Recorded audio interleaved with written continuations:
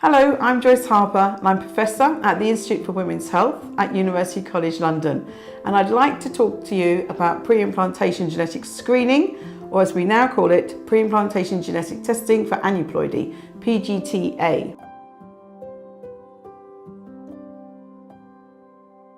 So I've been working in the field of PGT since the early 1990s, right at the start of the development of this procedure.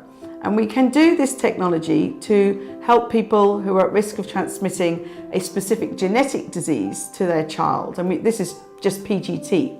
But PGT for aneuploidies is used for IVF patients with the view that if we look at the chromosomes from the embryos, then we may have a better outcome from their IVF treatment cycle.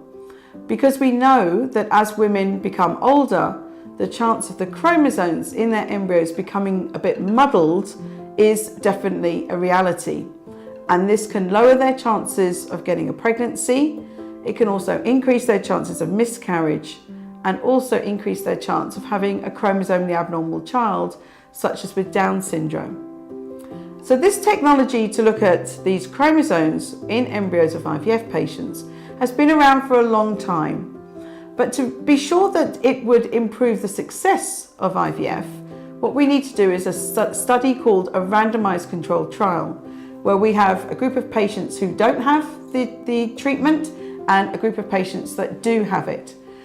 And unfortunately, so far, the studies that have been done on this have not conclusively shown that checking for chromosome abnormalities in embryos from patients going through IVF is actually going to improve their success. There's two large studies that were done last year, multi-center studies that were done.